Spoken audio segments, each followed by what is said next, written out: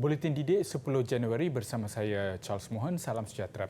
Sesi persekolahan penggal ketiga 2021-2022 bagi negeri kumpulan B yang bermula hari ini berjalan lancar dengan pematuhan prosedur operasi standard SOP COVID-19 yang ketat. Murid juga dilihat ceria hadir ke sekolah selepas bercuti selama 3 minggu dan berharap sesi persekolahan bersemuka akan berterusan kerana dianggap lebih berkesan dalam aspek pemahaman. Suasana itu dapat dilihat ketika tinjauan di Sekolah Kebangsaan Seksyen 19 Shah Alam Selangor.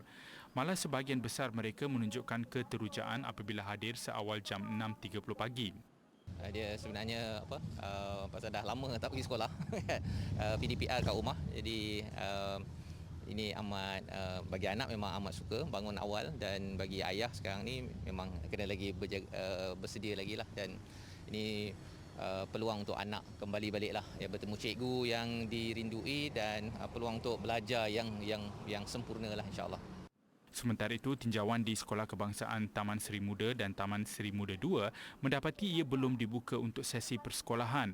Seorang bapa, Syarkawi Mat Ayub, mengakui persiapan anaknya masuk ke sekolah agak kelam kabut kerana memberi fokus kepada pasca banjir untuk membersih rumah. Itu banjir rumah memang terkena jugalah ke kawasan Seksyen 22 tu kan. So memang terjejas jugalah. So far yalah, kawasan-kawasan sekitar ni pun memang kena banjir juga. Sebelum ini, sesi penggal ketiga ditetapkan bermula pada 2 Januari bagi sekolah kumpulan A dan 3 Januari bagi kumpulan B. Namun ditangguhkan seminggu berikutan bencana banjir yang melanda beberapa negeri di seluruh negara. Di Melaka, 150,354 pelajar kembali mengikuti sesi persekolahan bersemuka. Seramai 85,135 murid memulakan sesi persekolahan di 226 sekolah rendah, manakala 65,219 pelajar di 74 sekolah menengah. Namun terdapat 3 sekolah yang dijadikan pusat pemindahan sementara PPS bagi mangsa banjir di negeri itu masih ditutup. Ia membabitkan 71 pelajar dari SMK Sungai Rambai, SK Seri Mendapat dan SK Parit Penghulu. Tinjauan di SK Tanjung Minyak hari ini mendapati lebih 1,000 murid hadir ke sekolah seawal jam 6.30 pagi. Sebahagian besar hadir dengan pakaian sekolah dan mematuhi SOP sebelum memasuki kawasan persekolahan.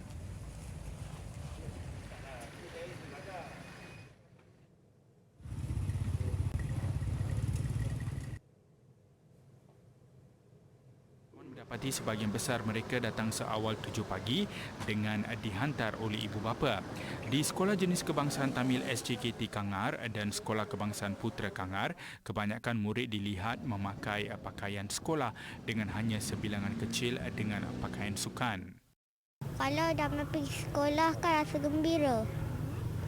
Lepas tu kalau belajar dekat rumah tak dapat nak belajar dengan kawan-kawan lah. Kalau belajar dengan kawan-kawan lagi best belajar dekat sekolah. Ada main sekolah dengan siapa? Mak. Saya nak main sekolah.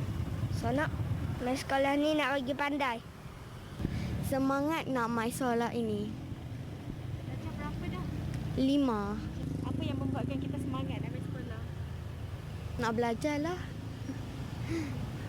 Itu saja. Semua pihak, terutamanya warga sekolah, amat menitikberatkan pematuhan SOP. Guru dan pengawal keselamatan dilihat memantau pergerakan masuk murid untuk mengelak berlaku kesesakan di luar pagar sekolah. Dalam pada itu, menurut kenyataan dikeluarkan Jabatan Pendidikan Negeri JPN Perlis, kehadiran yang direkodkan hari ini adalah seramai 38,176 pelajar atau 89.4%.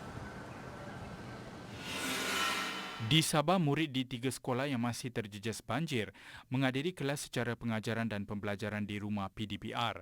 Pengarah Pendidikan Sabah, Datuk Mistirini Radin, dalam satu kenyataan berkata, pelaksanaannya dibuat sehingga sekolah disahkan benar-benar selamat dan bersih untuk pembelajaran secara bersemuka. Sekolah yang masih ditutup ialah SK Penontomon di Pensiangan membabitkan 69 murid dan 12 guru, SK Pantai Boring di Buluran dengan 85 murid dan 13 guru serta SK Lago di Beaufort Beaufort dengan 15 murid prasekolah dan seorang guru.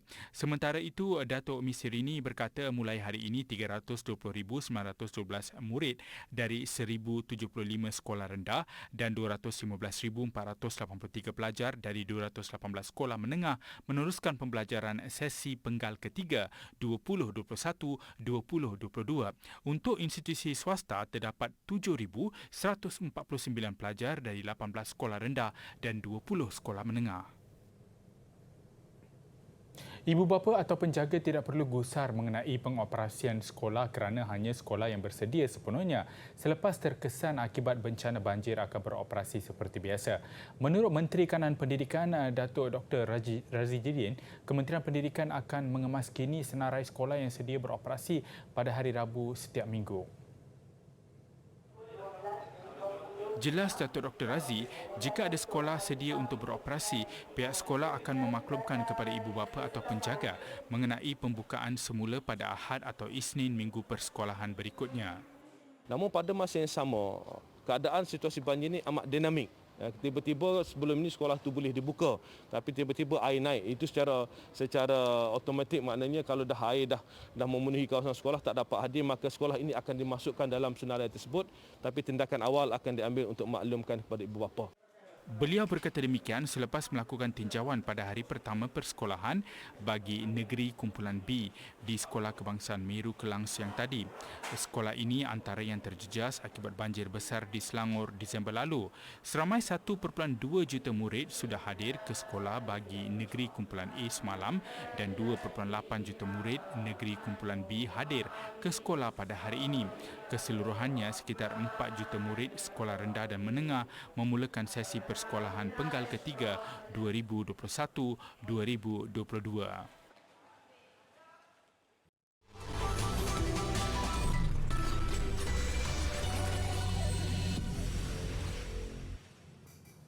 Bersua kembali.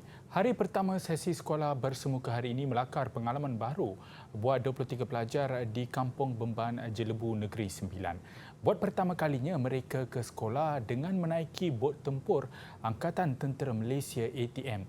Ia susulan jambatan ke kampung itu runtuh dalam kejadian banjir 18 Disember lalu.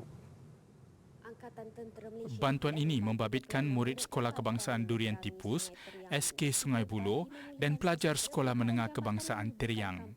Seawal jam 6 pagi, Batalien ke-15 Regimen Askar Melayu Diraja, 15 RAMD, surat bersiap sedia menjalankan khidmat bakti mereka membawa anak-anak dari kampung terbabit menyeberangi Sungai Teriang.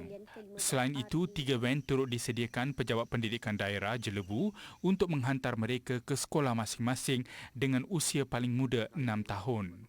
Menurut Pegawai Memerintah 15 RAMD, Lieutenant Colonel Isma Zaini Ismail, pihaknya telah menyediakan perkhidmatan pengangkutan bot di kampung ini sejak 21 Disember lalu selepas kejadian banjir. Pelajar yang terlibat dipakaikan jaket keselamatan sebelum menaiki bot dengan kapasiti penumpang dihadkan kepada 5 orang bagi setiap perjalanan. Susulan insiden 9 Januari membabitkan tren keretapi Tanah Melayu Malaysia Berhad KTMB yang tidak berhenti di hentian Kuala Gris, Kuala Kerai, Kelantan. Syarikat pengendali pengangkutan berkenaan siang tadi menyantuni pelajar yang terkesan. Ketua Pegawai Operasi KTMB Muhammad Zain Taha bersama Ketua Kawalan Operasinya Afzar Zakaria dan beberapa kaki tangan lain menemui pelajar berkenaan sebaik mereka bersiap sedia menunggu tren seawal pagi. Melalui hantaran di Facebook rasmi KTMB, Muhammad Zain dan kaki tangannya menemui pelajar terbabit untuk memohon maaf terhadap insiden yang berlaku semalam sehingga menyebabkan mereka gagal memulakan hari pertama persekolahan. Melalui kenyataan yang dikeluarkan KTMB sebelum ini, tren shuttle Timuran nombor 51 yang berlepas dari stesen Tumpat pada jam 4.05 pagi tidak berhenti di hentian Kuala Gris pada kira-kira jam 7 pagi. Insiden mengakibatkan kira-kira 100 pelajar SMK Dabung tidak dapat hadir pada hari pertama persekolahan. Susulan itu, KTMB menggantung tugas kaki tangan yang terlibat dalam kejadian dan tindakan disiplin bakal dikenakan. KTMB turut memberi jaminan insiden terbabit tidak akan berulang pada masa akan datang. Perkhidmatan tren ini menjadi pengangkutan utama kepada pelajar sekolah terbabit. Persatuan Sukan dan Kebudayaan KPM atau MESKA memulakan misi ketiga membantu membersihkan 2 buah sekolah yang terkesan banjir di Segamat Johor. Sukarelawan terdiri daripada warga pendidik itu membantu pihak sekolah mempercepatkan kerja-kerja pembersihan.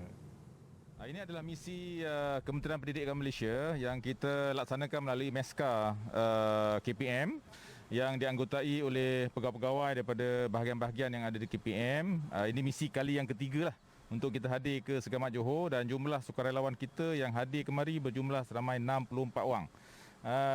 Anggota daripada pelbagai bahagian lah. Okey, jadi di Segamat ini kita loketkan kru sukarelawan kita kepada 2 sekolah. Satu ialah SK Pogoh dengan 40 orang kekuatan, manakala 20 lagi orang kita loket di SK Kuala Paya. Guru Besar Sekolah Kebangsaan Pogoh, Helmi Azizul Abdul Hamid melahirkan rasa terharu dan berterima kasih atas keprihatinan KPM. Ya, memang kalau kita lihat air masih ada lagi bertakung di sekolah kita, dan kita jangkakan memang dia akan mengambil masa yang agak lama jugalah untuk kita pastikan sekolah benar-benar boleh beroperasi. Sebenarnya kami sangat berbesar hatilah di atas keprihatinan daripada Kementerian Pendidikan Malaysia yang sudi datang ke Sekolah Kebangsaan Pogoh. Memangnya kami memang mengharapkan bantuan seperti inilah kerana memandangkan pada minggu hadapan anak-anak kita akan bersekolah. Sementara itu, Ahli MESKA Mior Shazril Muhammad Sapawi berkata, penyertaan dalam misi ketiga ini adalah atas rasa tanggungjawab dalam membantu warga pendidik lain yang terjejas. Bila kami lihat semalam buku-buku, hasil kerja murid dan meja guru juga, bila kami lihat bilik guru kan, meja guru dah kembang dan rosak. Jadi kami berasa sangat tersentuh lah sebab cikgu sentiasa berjuang bersemangat untuk mendidik anak bangsa, dan kemudian bila ditimpa bencana macam ni, kami sangat bersimpati dan sedaya upaya kami untuk cuba membantu setakat kemampuan yang ada, insya-Allah. MESKA sebelum ini turut membantu membersihkan sekolah yang terkesan banjir di Selangor dan Pahang.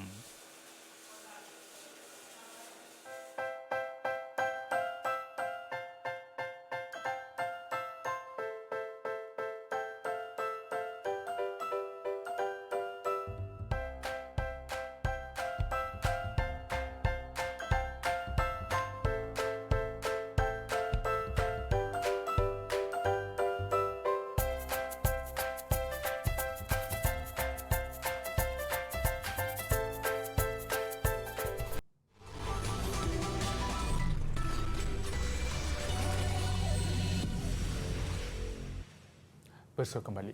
Wabak COVID-19 tidak menjadi penghalang kepada Ahli Persatuan Pandu Puteri Malaysia untuk terus bergiat aktif dan menyertai program-program yang dijalankan secara maya maupun fizikal. Seramai 143 ahlinya termasuk 59 pelajar menerima anugerah atas pencapaian luar biasa serta sumbangan mereka kepada persatuan dan masyarakat.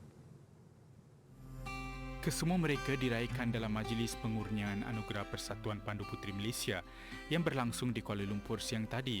Penganugerahan ini adalah pengiktirafan tertinggi yang diberikan kepada ahli-ahli Persatuan Pandu Puteri Malaysia. Majlis pada hari ini sebenarnya adalah khas untuk penyampaian anugerah Persatuan Pandu Puteri Malaysia. Justru saya mengambil kesempatan ini untuk mengucapkan syabas dan tahniah kepada semua penerima anugerah Persatuan Pandu Puteri Malaysia, anugerah Asia Pasifik dan anugerah Pandu Puteri Raja. Saya memohon para penerima anugerah agar dapat menjadikan anugerah ini sebagai satu platform untuk terus meningkatkan prestasi diri di samping melakukan kebajikan. Baginda yang juga penaung Diraja Persatuan Pandu Puteri Malaysia berharap anugerah ini dapat menyuntik semangat ahlinya untuk terus menyumbang bakti kepada persatuan dan masyarakat secara amnya. Tita baginda ia juga dilihat menjadi pembakar semangat kepada ahli lain atau sebagai role model dalam membentuk kepribadian berakhlak mulia, cekal menghadapi cabaran, berdaya saing, berketerampilan selain mempunyai rasa cinta dan jati diri yang tinggi. I've been working towards this award for 5 years since I first joined Pandu Puteri, and it's been a long journey since I've started. there are lots of ups and downs and lots of hard challenges along the way, but I'm really glad and proud to have made it. Dalam Pandu Puteri kami ada buat banyak contribution untuk melibatkan diri dengan masyarakat. So antaranya ada projek khidmat masyarakat yang 3 bulan tu. So saya rasa saya telah buat banyak contribution dalam projek tu. I hope that I can continue to become the Clover, which is the next stage lah. So saya nak teruskan jadi Pandu Puteri lepas ni. Bertapak di negara ini 106 tahun, Persatuan Pandu Puteri Malaysia kekal relevan kerana kebanyakan ahlinya dalam kalangan murid sekolah memperolehi banyak manfaat melalui program-program yang dijalankan. Ia memberi peluang sebenarnya untuk pelajar-pelajar untuk berkecimpung dalam aktiviti berpersatuan, persatuan uniform dan kemudian menyertai aktiviti-aktiviti yang dilaksanakan seperti aktiviti sukarela yang sekarang ini begitu giat dilaksanakan apabila negara dilanda banjir. Namun bagi murid-murid sekolah ini sebenarnya daripada peringkat sekolah lagi mereka dididik, diasuh ciri-ciri kesukarelawanan ini untuk membantu masyarakat dan juga untuk mendidik mereka dari segi organisasi berpersatuan itu. Untuk rekod, terdapat hampir 280,000 ahli Persatuan Pandu Puteri Malaysia di seluruh negara. Bilangan keahlian juga bertambah terutamanya di sekolah menengah iaitu ahli Pandu Puteri Remaja dan Pandu Puteri Ranger selain peningkatan ketara keahlian bagi Pandu Puteri Kelip-Kelip, Pandu Puteri Clover dan Giltree Hall. Prihatin dengan nasib mangsa banjir, Universiti Teknologi Mara UiTM menerusi Fakulti Perekonan menyantuni masyarakat yang terkesan di Kampung Lombong Seksyen 29 Shah Alam. Sebanyak 100 kit solat bagi bantuan pasca banjir disumbangkan dalam program tersebut yang turut mendapat kerjasama Kindness Malaysia. Sumbangan lebih RM13,000 berjaya diperolehi melalui kutipan dana yang dijalankan Fakulti Perekonan bermula 27 Disember sehingga 2 Januari lalu. Dana yang diperolehi digunakan untuk membeli 100 set kit solat lengkap. Kit solat ni termasuk persiapan untuk solat, kain pelikat, kain batik, telekung, sejadah dan juga tuala, termasuk juga dengan Quran dan ada buku juga daripada Fakulti Perekonan untuk 100 keluarga kampung Sungai Lombong ni. Baki sumbangan berjumlah RM3,099 disalurkan kepada Kindness Malaysia untuk diagih ke kawasan lain yang turut terkesan dengan banjir. Dalam program ini, wakil #Toys for a Cause turut menyumbang barang permainan kepada kanak-kanak di Kampung Lombong. Sehingga kini, UiTM terus aktif menggerakkan aset bagi membantu mangsa banjir di seluruh negara melalui misi bantuan banjir dan pengurusan pasca banjir. Nak tahu tak macam mana selipar kita boleh mencengkam? Hari ini saya ada satu selipar dan saya akan pakai dan kita akan tengok macam mana selipar ini mencengkam di permukaan bawah.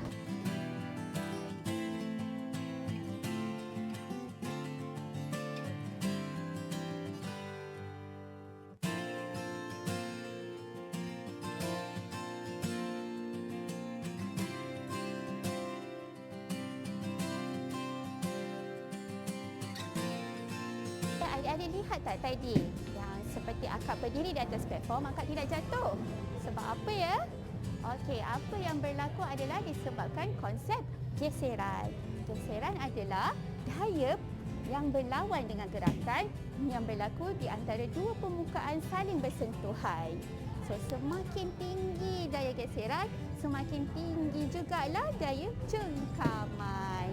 Sebab itu, setiap bahan yang menghasilkan cengkaman yang berbeza. Agak-agaknya, selipar adik-adik, tapak dia diperbuat daripada bahan apa?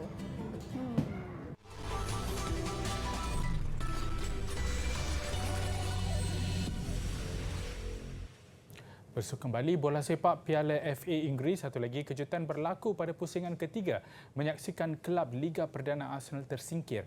Arsenal tewas kepada kelab Liga Kejuaraan Nottingham Forest. Lawan reputasi Arsenal selaku juara 14 kali nyata tidak menggentarkan Nottingham Forest. Sebaliknya, skuad bimbingan Mikel Arteta cemas di Asa Forest menyaksikan pemain Arsenal melakukan kesilapan. Kesempatan yang pantas dihukum pemain gantian Forest, Luis Grabana 7 minit sebelum Bisil penamat untuk gol kemenangan pasukannya. Pada pusingan keempat yang dijadual 4 Februari ini, Forest berdepan tugas ketir berdepan satu lagi kelab Liga Perdana Leicester City. Sementara itu, dalam satu lagi perlawanan pusingan ketiga, dua kelab Liga Perdana berentap, West Ham United dan Leeds United di Stadium London. Penguasaan awal ditampilkan West Ham yang beraksi di tempat sendiri memaksa Leeds bertahan. West Ham membuka jaringan menerusi Manuel Lanzini pada minit yang ke-34 susulan suasana kelam kabut dalam kotak penalti. Selepas rehat, mereka meneruskan penguasaan dengan melancarkan serangan bertali arus. Dan pada masa kecederaan, tuan rumah memastikan kemenangan 2-0 menerusi jaringan Jared Bowen. Menanti West Ham pada pusingan keempat, kelab yang beraksi dalam Liga Nasional Utara, Kidderminster. Turut mara ke pusingan keempat, Liverpool yang mudah mengatasi Shrewsbury Town. Meskipun dikejutkan dengan gol pelawat menerusi Daniel Udo pada minit yang ke-27, The Reds menyamakan kedudukan menerusi gerakan menarik Kaida Gordon. Seminit sebelum rehat, giliran Liverpool di depan menerusi sepakan penalti Fabinho. Roberto Firmino meledak gol ketiga tuan rumah pada minit yang ke-78. Pada masa kecederaan, Fabinho melengkapkan kemenangan 4-1 Liverpool untuk berdepan Cardiff City pada pusingan seterusnya. Festival mendaki ais di Minnesota, Amerika Syarikat mengakhiri paparan buletin DD hari ini. Saya Charles Mohan.